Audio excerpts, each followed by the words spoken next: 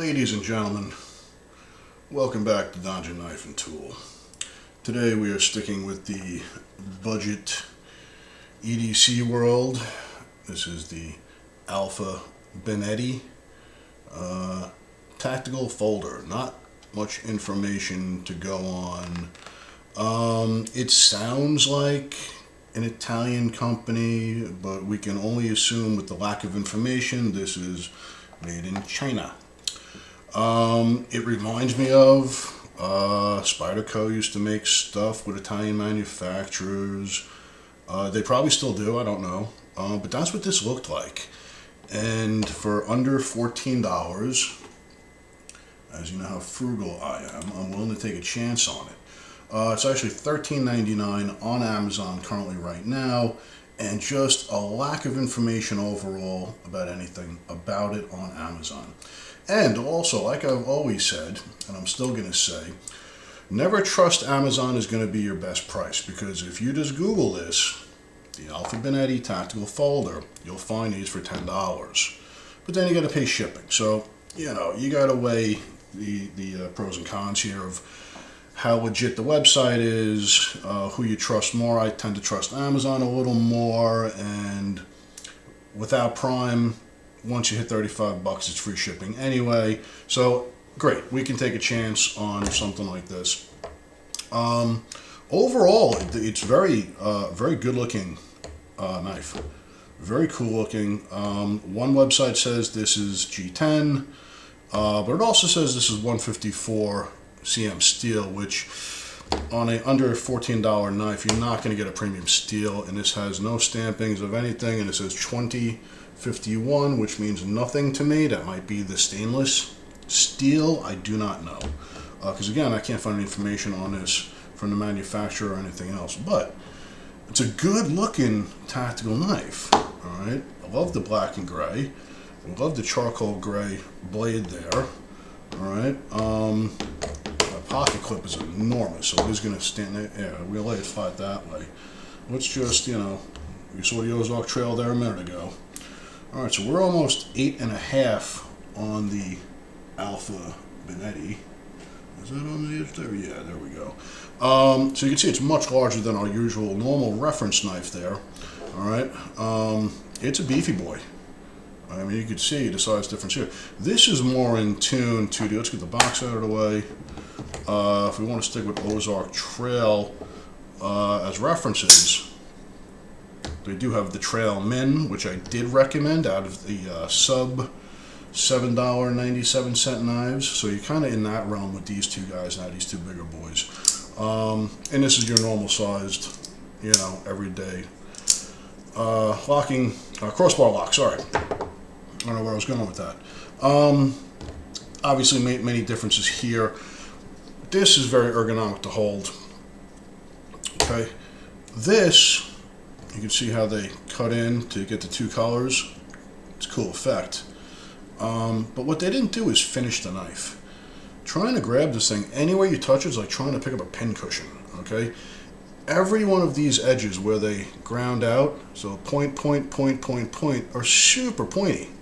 Okay, there's really nowhere you can grab this knife that it's not, even the jimping, it's all hot spots. All right, it's literally the most uncomfortable knife I've ever picked up in my entire life. And to make matters worse, this pocket clip here, not the strongest. It will hold in your pocket, but see these 2 points here? Yeah, they're extreme. Look how far they stick out. This is the most uncomfortable knife to hold I've ever picked up in my entire life, and this pocket clip is just a giant hotspot. It just, you can't grab it. Anywhere you grab this thing, that pocket clip digs into your hand.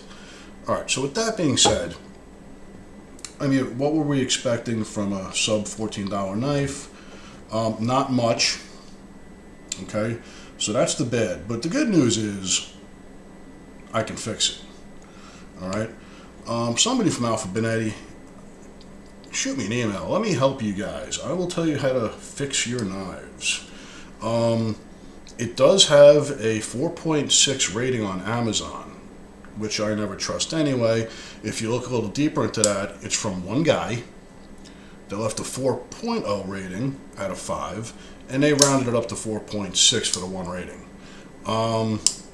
You know, and it is what it is. You know, everybody's got their own opinion.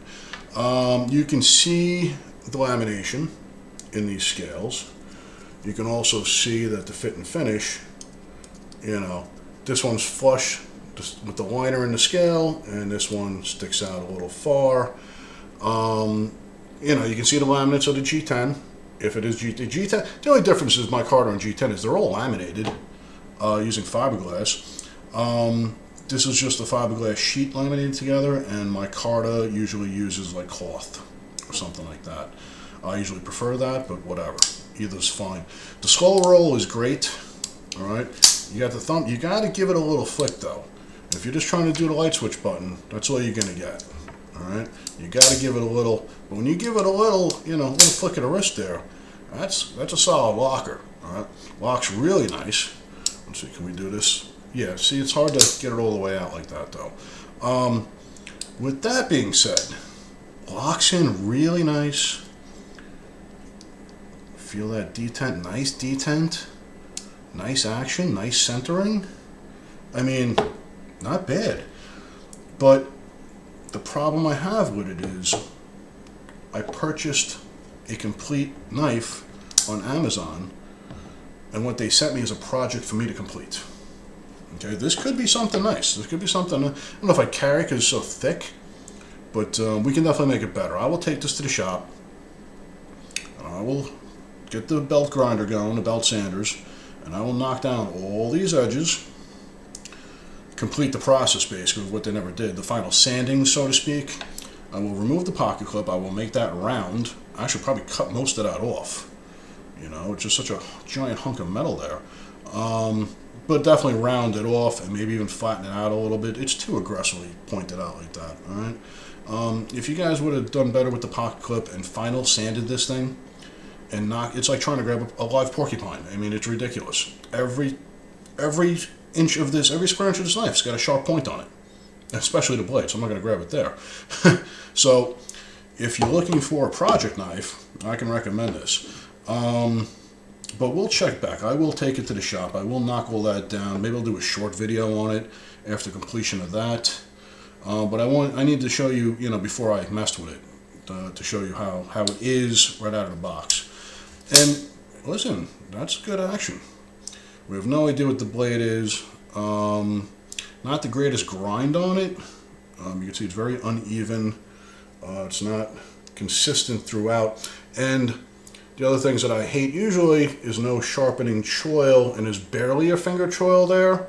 So you can see it's already getting the smile just from them putting an edge on it. You see the way the blade bends up? They call that the smile. Yeah, I don't like that. So this would benefit greatly to have all this material removed and create two things: a sharpening choil and a more of a finger slot as well, a finger choil as well. I think would greatly benefit this piece, and you'd have a good knife. But again, I wasn't purchasing a project. Lord knows we've got enough of those around here. I thought I was purchasing a completed knife. But I think it will be good with those corrections that I said. I don't have to rush to grind the blade out right now. I'm not going to get into sharpening, but these sharp points and this pocket clip are horrendous. The worst I've ever seen. But that can be fixed, and you got yourself a pretty good flipper. All right, now remember, Amazon's not always your best price. Always check around, do your due diligence, do your own research. Don't listen to anybody until you find your own facts, and that goes for everything, including me. If you got something out of this, hit that subscribe button, shoot me a comment, hit the like button, all that jazz that the machine wants us to do. And have a great day, and I'll see you on the next one.